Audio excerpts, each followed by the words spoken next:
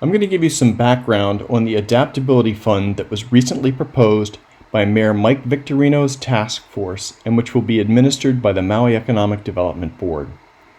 I'll talk about the need for the fund, the purpose of the fund, who's eligible for the fund along with some examples of qualified businesses, who is not eligible for the fund, and what the dollar amounts look like.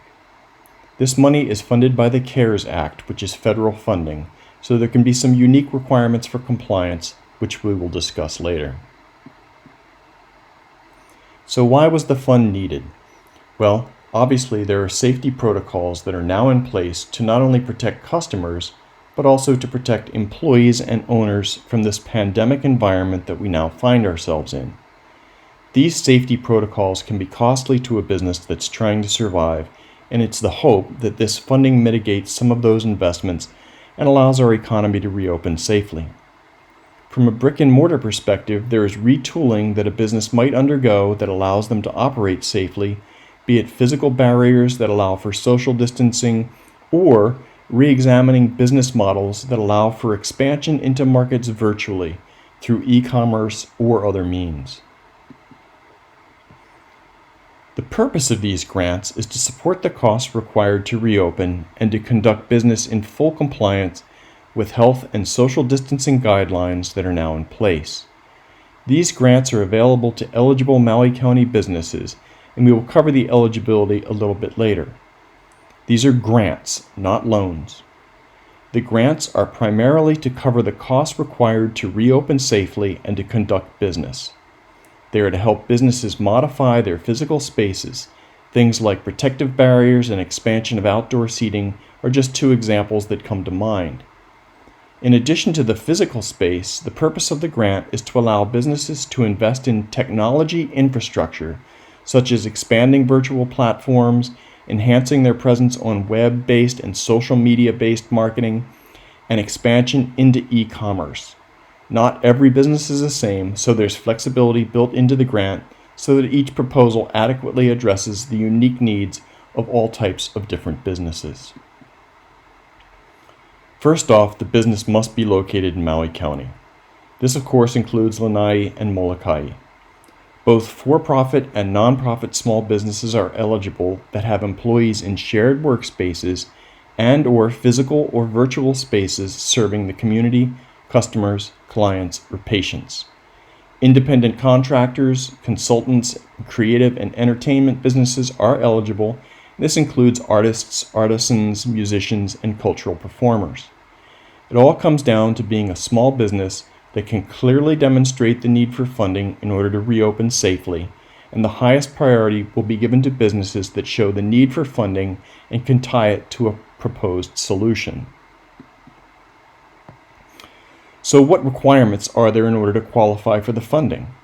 First off, you must have an active registered business name with the Hawaii Department of Commerce and Consumer Affairs, also known as the DCCA, and you need to be fully compliant with a Certificate of Good Standing dated June 1st, 2020 or later. On the certificate itself, it will show where the business is incorporated. You will need to be incorporated in the state of Hawaii. Your business mailing address has to be within Maui County.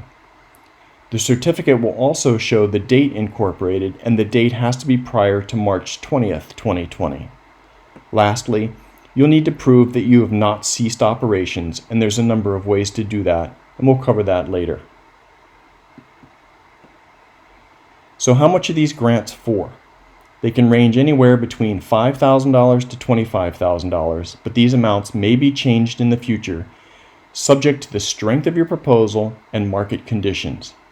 You're going to need to submit a very detailed budget request with the proposed expenses you plan to make or have already made, and also a narrative that explains exactly what you intend to do with the grant and the specific purpose for the purchases. You will need to provide the rationale of how these investments are going to support your business restructure plans. We are going to provide you with a budget template to help you do this, but for anyone who has submitted a grant request before, you know that the more detail you go into and the better rationale you can give for each of the amounts, the higher your chances for a successful award. Later on, you'll need to substantiate the purchases you made with detailed receipts, and we'll cover that later as well. Unfortunately, not every business will be eligible for these grants. Nationally or internationally owned chains are not eligible.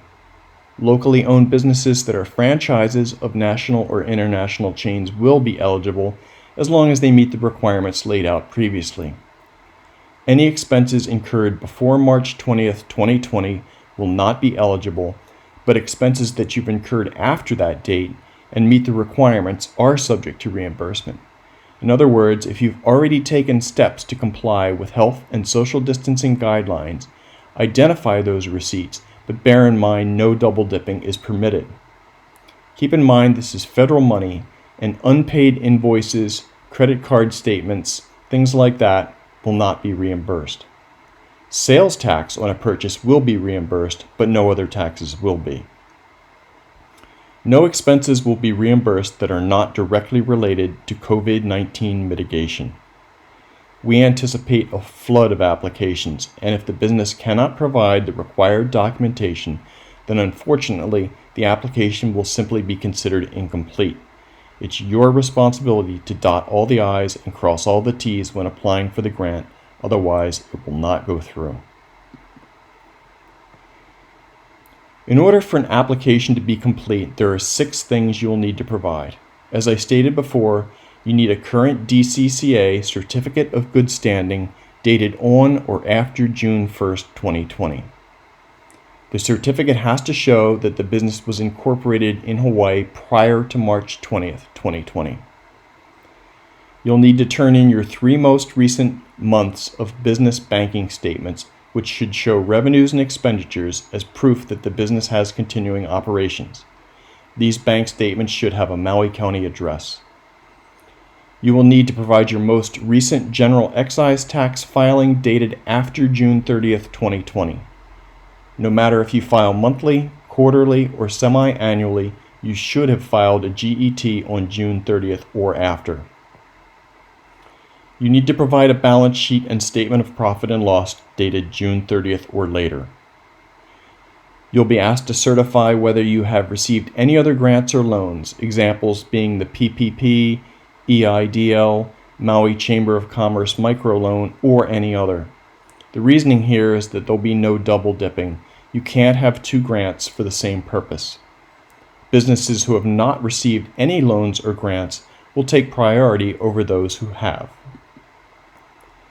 The last piece of required documentation is the detailed budget with proposed expenses and the narrative that explains the specific purpose for each line item in the budget. I'm going to skim over this for now, as a little bit later we're going to cover it in great detail. Now you have the background, the purpose, who's eligible and who is not, and what sort of documentation you can expect to provide.